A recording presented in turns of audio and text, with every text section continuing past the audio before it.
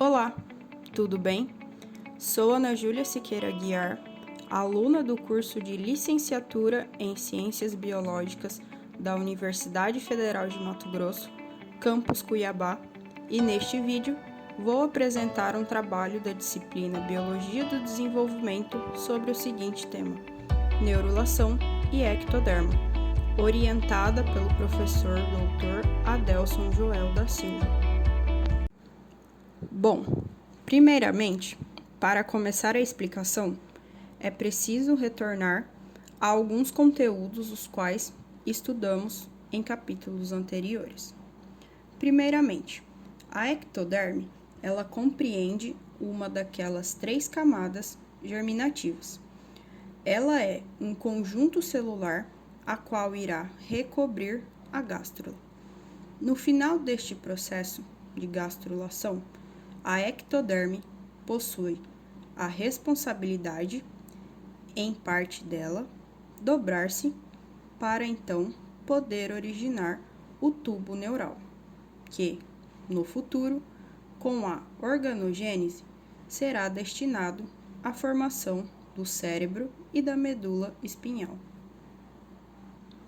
Nesse sentido, o que trata-se o processo de neurulação? Neurulação nada mais é que um processo de movimento celular destinado à formação do tubo neural. Ele é um processo de diferenciação do tecido nervoso que vai ocorrer a partir da ectoderme. A neurulação, ela vai depender da expressão genética de um determinado gene que ocorre na ectoderme. Este gene chama-se BMP. Dependendo da quantidade de como esse gene será expresso, ele vai determinar se a ectoderme será destinada a formar o tubo neural ou a formar células do epitélio ou células da epiderme. E agora, após a neurulação, o que acontece? Como o cérebro vai se desenvolver? Como esse cérebro é formado? Assim como fora mencionado anteriormente, este processo de dobra, ou seja, este processo de movimento celular, é denominado de neurulação. Assim como consta na imagem do vídeo, essa placa em azul, ela é a ectoderme. Especificamente, a neurulação irá ocorrer na parte superior da ectoderme, região acima da notocorda. A partir de então, a formação desta dobra faz com que os lados da placa vão meio que para cima, entre aspas, claro, como se fosse um movimento de compressão, para a formação do tubo. Após este processo, o tubo neural irá se separar da ectoderme superficial, visto que ele foi originário desta camada germinativa, dando origem ao tubo neural propriamente dito, ou seja, a estrutura do tubo neural.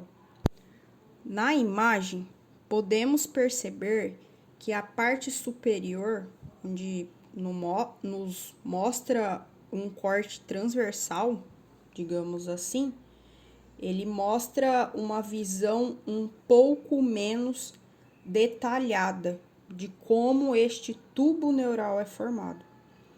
Já na parte, inferior, ele vai nos mostrar com detalhe, vai visar o ponto específico em que está acontecendo, em que está ocorrendo essa neurulação. Ele vai nos mostrar até, inclusive, a notocorda. Vai mostrar esse processo de dobra, esse processo de compressão para a formação, para o desenvolvimento. Dessa forma, para que ocorra a formação do tubo neural por completo, precisa passar por várias etapas. Uma delas é o processo de neurulação, como foi mencionado anteriormente.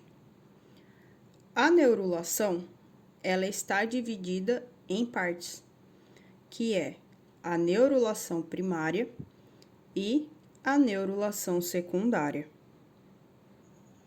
Durante a neurulação primária, as células, as quais ficam em volta da placa neural, que é essa parte superior do ectoderma, onde irá acontecer o processo de neurulação. Essas células presentes na placa neural, elas são direcionadas a se proliferarem para dentro da placa neural, ou seja, ocorre um processo de invaginação para dentro do corpo, para então, posteriormente, preparar a camada germinativa tratada em questão para a formação do tubo neural, visto que esta placa neural, ela se separa durante esse processo de neurulação primária, ela se separa a sua superfície do ectoderma, para então,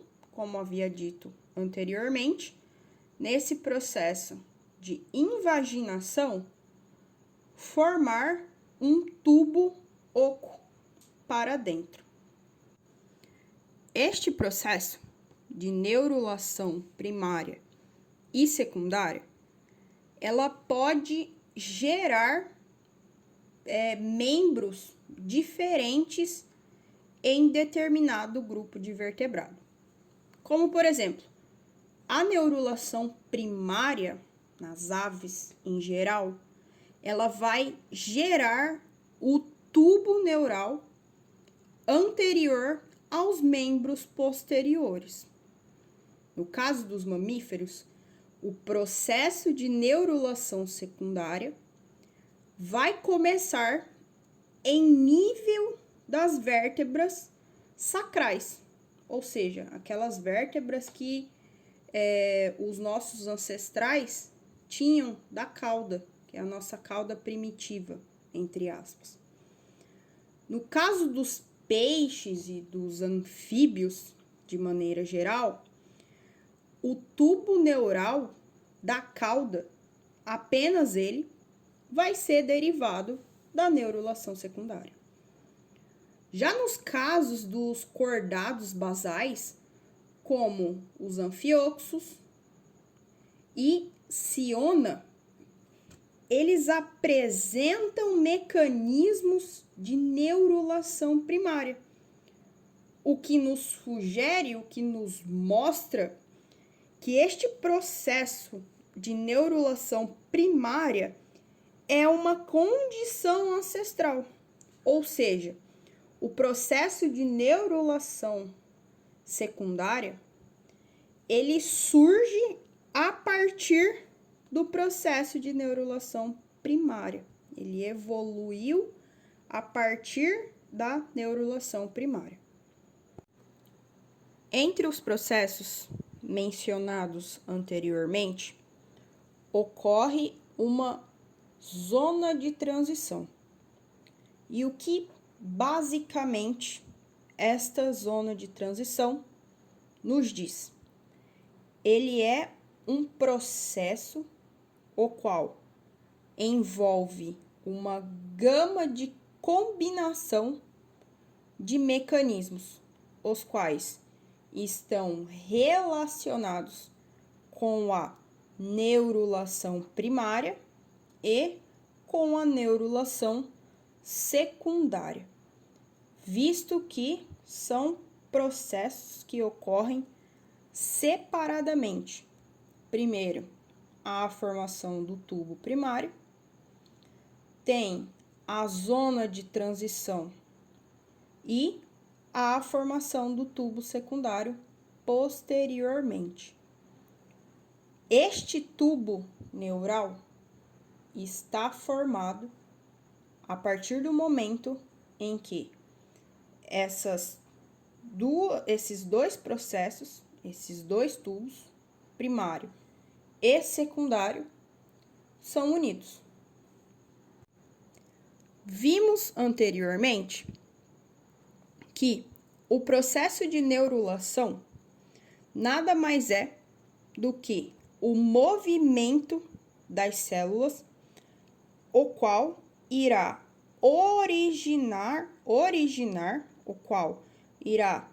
desenvolver o tubo nervoso.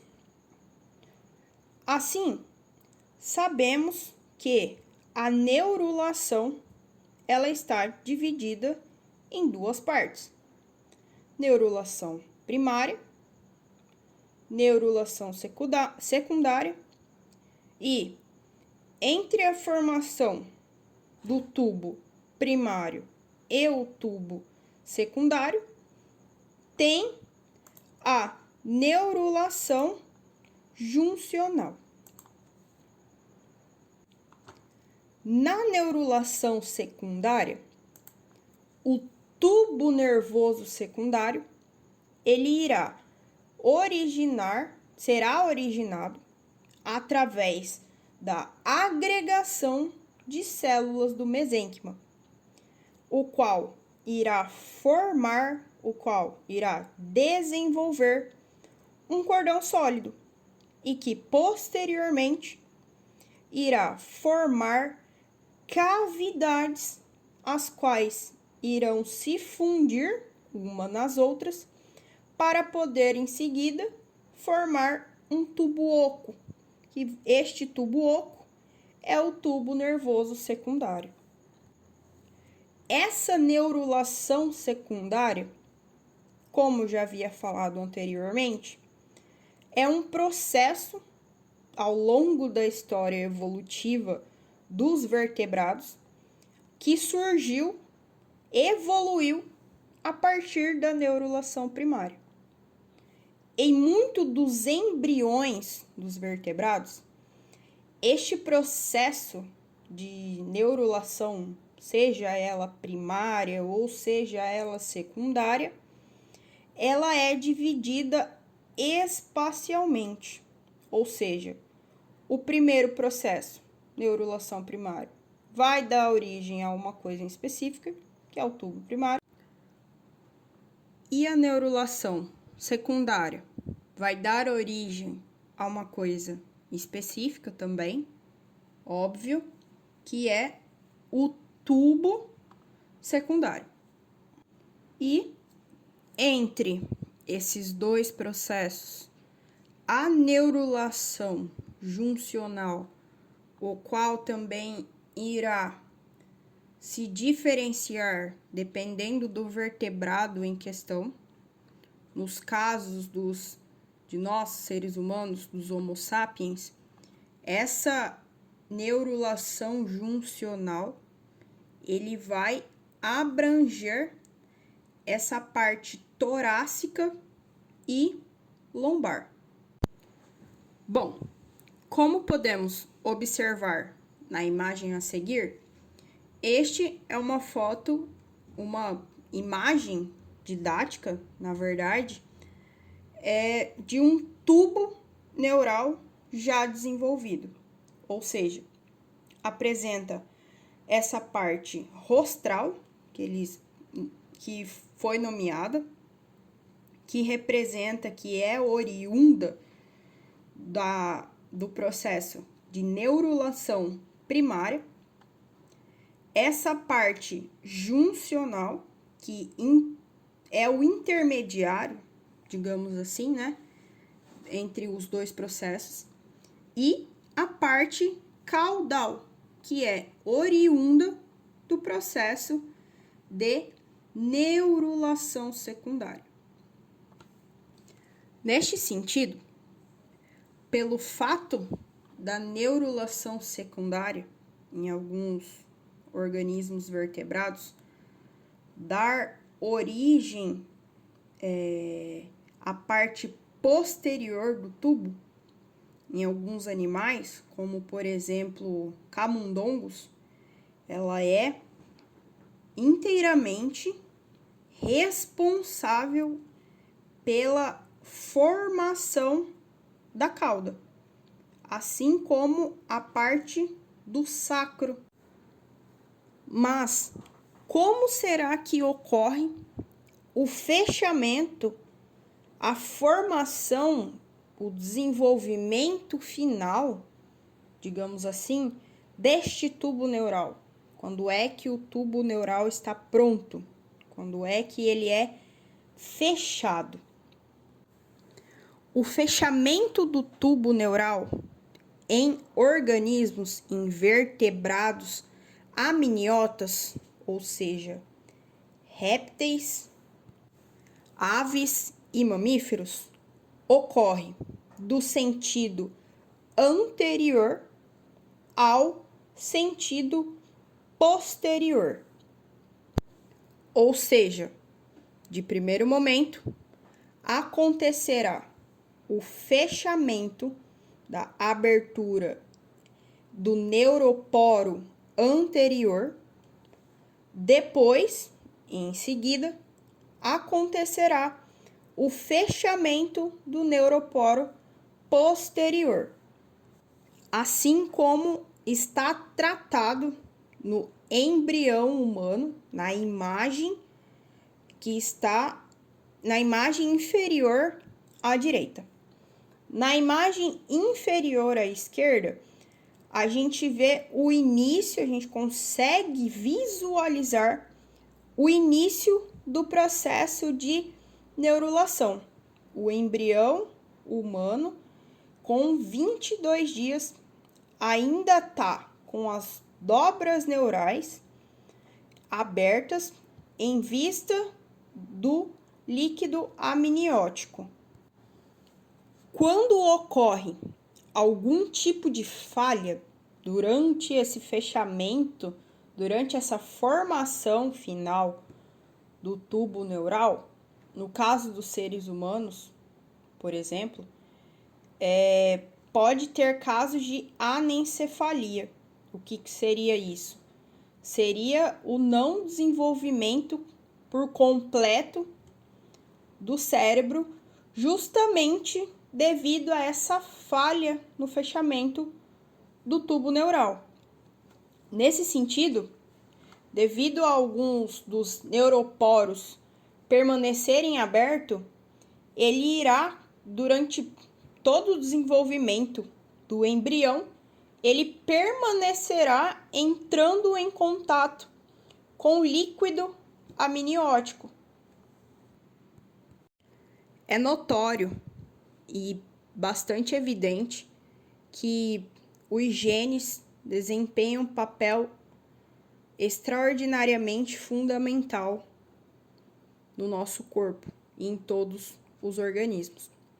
Nesse sentido, não menos diferente, no tubo nervoso, no tubo neural, a expressão dos genes nesta região, ela estará relacionada no papel de desenvolvimento deste tubo.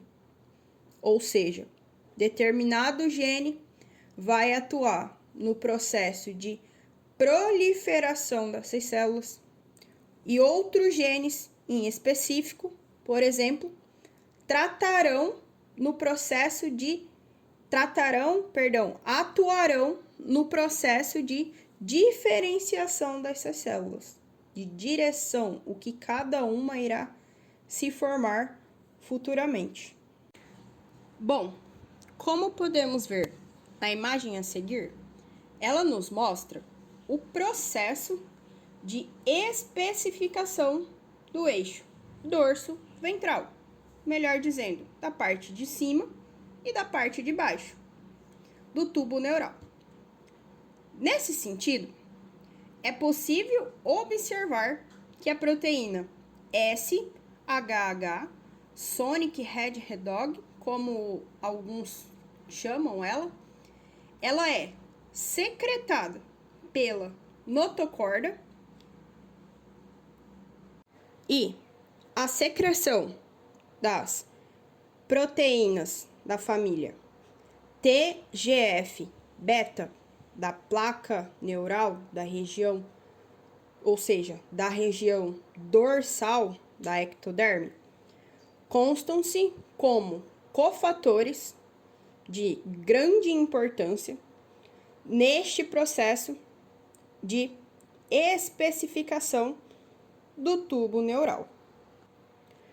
Neste sentido, ao secretar SHH, a notocorda, claramente ela vai induzir e influenciar a produção de neurônios motores. Além disso, ela quem irá direcionar o destino desses neurônios mencionados em questão. Ou seja, ela vai dar o lugar do neurônio motor, o qual ela mesma influenciou na sua produção. Já a parte dorsal, ou seja, a parte de cima do tubo, ela será grandemente, fortemente influenciada pela sinalização do BMP e pela secreção das proteínas da família TGF-beta. Dessa forma, este episódio, o qual fora mostrado nesta imagem, ele vai ser um processo de formação do tubo neural, de diferenciação, digamos assim, especificação do tubo neural, que ao final desse processo da secreção de proteína SHH, de sinalização do BMP e de secreção de proteínas da família TGF-beta, no final teremos um tubo neural com as partes bem divididas, que é placa do teto, que consta-se como a vista superior, a parte de cima do tubo, e esta parte de cima do tubo, entre aspas, ela é quem dará a origem à parte dorsal, a parte do dorso, a parte superior, e a parte sensitiva do sistema nervoso, a parte das emoções, das reações. A placa do assoalho, que consta-se na vista na vista inferior, ou seja, na parte debaixo deste tubo, ela é quem dará origem à região ventral e à região motora. Lembrando do que falei anteriormente, que a notocorda é quem secreta a proteína SHH, é fundamental durante o processo de produção desses motoneurônios, ou seja, dos neurônios motores. O crescimento do cérebro se dá basicamente pelo processo, pelo desenvolvimento, pela expansão do tubo neural, o qual foi recém-formado. As primeiras células deste cérebro, o qual está em desenvolvimento, chamam-se células neuroepiteliais. As células neuroepiteliais são, basicamente, as primeiras células tronco neural, né, dentro do embrião, com a capacidade de multipotência. O que seria isso, essa célula neuroepitelial, ela ser multipotente?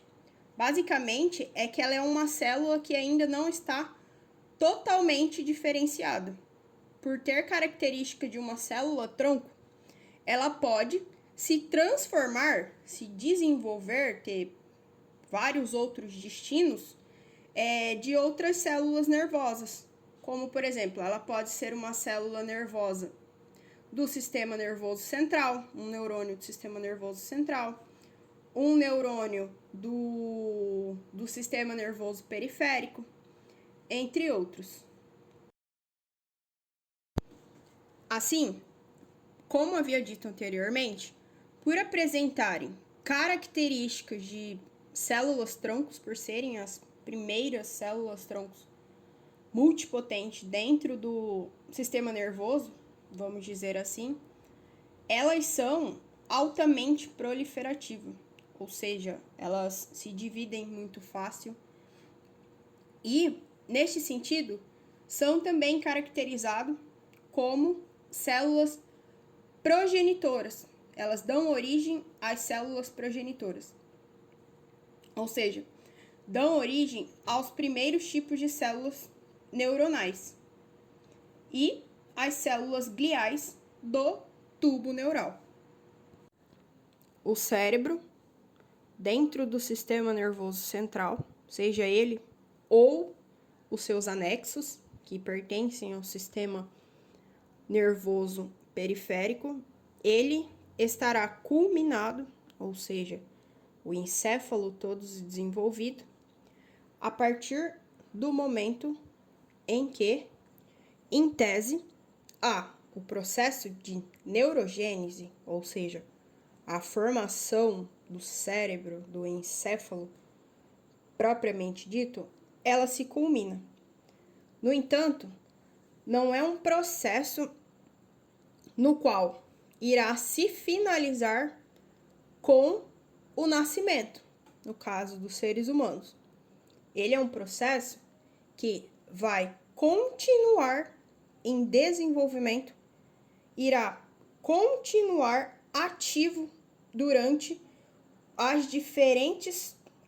durante algumas fases da vida.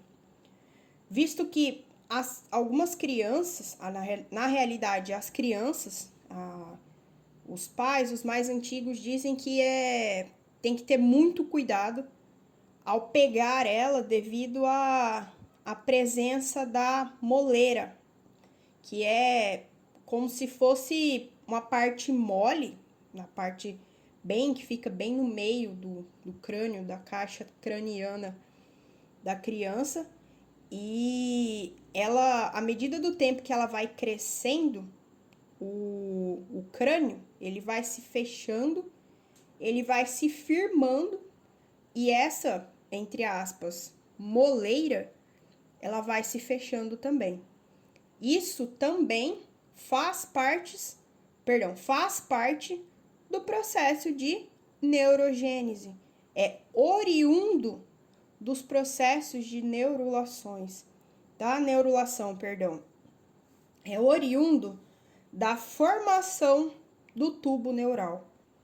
Assim, culmina a formação desse órgão extraordinário, dessa máquina extraordinária que é o cérebro. Importante ressaltar todos esses processos que ele precisa passar, que ele precisa desenvolver, que veio junto com a sua evolução, para poder ser o que ele é, uma massa cheia de células, cheia de neurônios, os quais está realizando constantes sinapses para que o todo o restante do nosso corpo e dos outros organismos, especialmente os vertebrados, estejam em pleno funcionamento, estejam em uma completa e harmônica homeostase. Bom, finalizo aqui um pouco do que eu tinha de falar sobre este assunto tão extraordinário, esse assunto tão lindo, tão magnífico de compreender, e é um privilégio poder estudar, que é a neurulação, esse processo de desenvolvimento do tubo neural e posteriormente a formação dos sistema nervoso. Desde já, muito obrigada. Até a próxima. E aqui é, na verdade, o referencial teórico, a minha referência bibliográfica, a qual utilizei para poder elaborar o presente conteúdo. Muito obrigada.